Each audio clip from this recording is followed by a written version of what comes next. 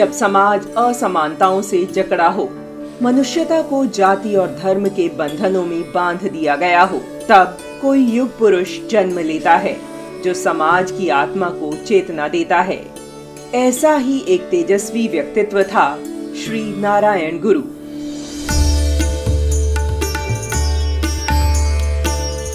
रविंद्रनाथ ठाकुर ने एक बार कहा था, मैंने अनेक संतों और ऋषियों से भेंट की है, पर श्री नारायण गुरु जैसा दिव्य और आत्मबोध से परिपूर्ण व्यक्तित्व मुझे कहीं और नहीं मिला। वह तेजस्वी व्यक्तित्व मैं कभी नहीं भूल सकता। श्री नारायण गुरु केवल एक संत नहीं थे, वह एक क्रांति थे। उन्होंने अद्वैत वेदांत को केवल दार्शनिक चर्चा के लिए नहीं, बल्कि सामाजिक परिवर्तन का माध्यम बनाया। उनका मूल संदेश था एक जाति, एक धर्म, एक ईश्वर मनुष्य का। यह केवल नारा नहीं था, बल्कि एक सामाजिक दर्शन था जो उन्होंने अपने जीवन से सिद्ध किया। वर्ष 1888 की शिवरात्रि, केरल की धरती पर एक क्रांतिकारी घटना घटती है। श्री नारायण स्वामी एक नई चेतना के साथ शिवलिंग की स्थापना करते हैं और मंदिर की दीवार पर लिखते हैं, जाति भेदम मद्वेष एतुत्त मिलाते सर्ववरुण सोदरत्वेन वाशुन मातृका स्थान मानितु। अर्थात जहाँ जाति भेद, धर्म विद्वेष, इन सब के बिना सभी भाईचारे से रहते हैं, वह आदर्श स्थान है यह। उन्होंने वंचितों के उत्थान के लिए न केवल मंदिरों और आश्रमों के द्वार खोले, बल्कि शिक्षा संस्थाओं, पाठशालाओं और संगठनों की स्थापना कर उन्हें समाज की मुख्य धारा से जोड़ा एवं उस वर्ग को चेतना दी जिसे समाज ने अस्पृश्य मानकर त्याग दिया था। उन्होंने मंदिरों के द्वार सभी के लिए खोले। पुलय, थियास, इजावा, चौहान, वे सभी जो सदियों से उपेक्षित थे।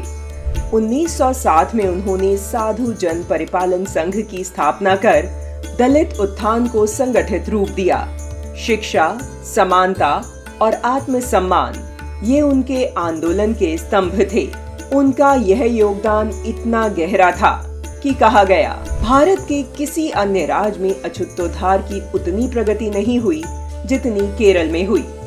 वर्ष 1924 में आलुवा में आयोजित सर्वधर्म सम्मेलन में उन्होंने सभी धर्मों के मूलभूत एकत्व को उजागर कर यह दिखाया कि धर्म का सार आपसी मेलजोल और भाईचारा है, न कि विभाजन और संघर्ष। यह सम्मेलन स्वामी विवेकानंद के समय के शिकागो सम्मेलन की तरह ऐतिहासिक महत्व का सिद्ध हुआ।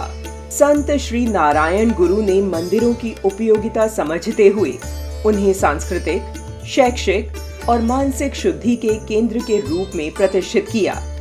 उन्होंने कहा था, मंदिरों में लोग स्नान करेंगे, स्वच्छ वस्त्र पहनेंगे, विचारशील होंगे, स्वच्छ हवा का सेवन करेंगे, भगवान का स्मरण करेंगे, कुछ पूजा करेंगे और कुछ व्रत रखेंगे, जिससे वे सांसारिक चिंताओं से मुक्त होकर मानसिक शांति पाएंगे। संत श्री नारायण गुरु का जीवन इस बात का प्रतीक है कि आध्यात्मिकता केवल ध्यान या साधना नहीं, बल्कि सामाजिक परिवर्तन का सशक्त माध्यम है। और आज भी उनका दर्शन भारत की समावेशी, समतावादी और धर्मनिरपेक्ष चेतना के लिए उतना ही प्रासंगिक है जितना कि उनके समय में था।